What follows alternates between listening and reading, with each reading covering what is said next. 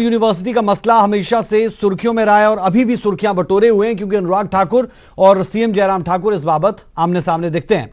अगली खबर का रुख कर लेते हैं। खबर लव जिहाद से जुड़ी है। लव के जिहादी सोच का अब इलाज होने वाला है। यूपी एमपी के बाद हरियाणा तीसरा ऐसा राज्य है जो लव जिहाद के खिलाफ कानून ला रहा है। अब ऐसे आशिकों की खैर नहीं जो झूठे प्यार के जाल में फंसाकर लड़कियों पर धर्म परिवर्तन का दबाव डालते हैं। मोहब्बत के जाल में फंसाया,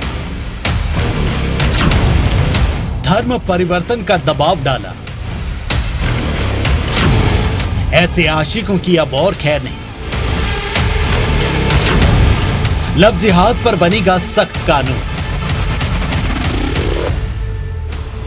बल्लभगढ़ की बेटी निकिता को अपनी जान की कीमत बस इसलिए चुकानी पड़ी क्योंकि उसने शादी से इनकार कर दिया था और धर्म परिवर्तन करना उसे कबूल नहीं था। निकिता हत्याकांड में जब लव जिहाद का एंगल सामने आया तो हरियाणा सरकार भी हरकत में आई।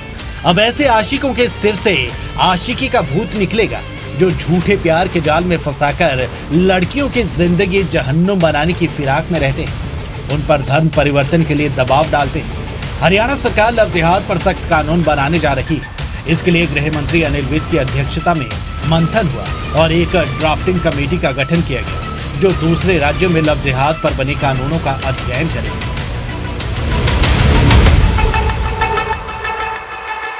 लव जिहाद पर एक सख्त कानून, ताकि कोई भी दबाव में, प्रलोभन में, षड्यंत्र से, प्यार के जाल में फंसाकर किसी का धर्म परिवर्तन ना कर सके।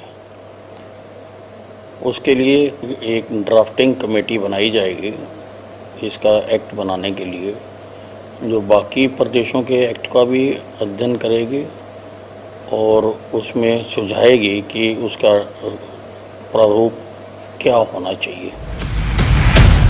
उधर विपक्ष ने लव जिहाद के बहाने सरकार को निशाने पर लिया।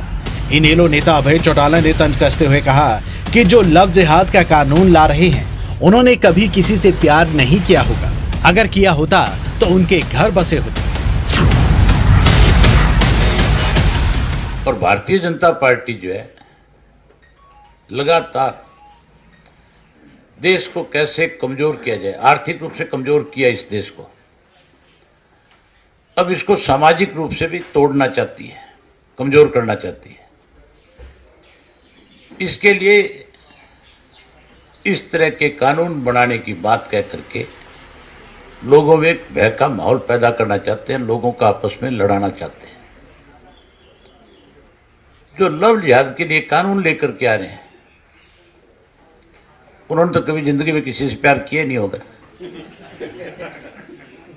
किया होता तो घर बसे होते उनके।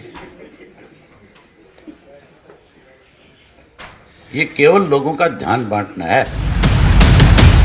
अभय चौटाला का इशारा सीधे तौर पर सीएम मनोहर लाल और गृह मंत्री अनिल विज पर था। वैसे बीजेपी शासित राज्य उत्तर प्रदेश, मध्य प्रदेश के बाद हरियाणा तीसरा ऐसा राज्य होगा जो लव जिहाद पर कानून लाने जा रहा है। मकसद सिर्फ इतना है कि लव के जिहाद सोच का इलाज किया जा सके और फिर किसी निकिता को अपनी जान ना गंवानी पड़े। अंकित दुदानी, न्यूज़ 18, चंडीगढ़। वक्त एक छोटे से ब्रेक का। ब्रेक के उस पार कुछ और अहम खबरें, आप बने रहे हमारे साथ।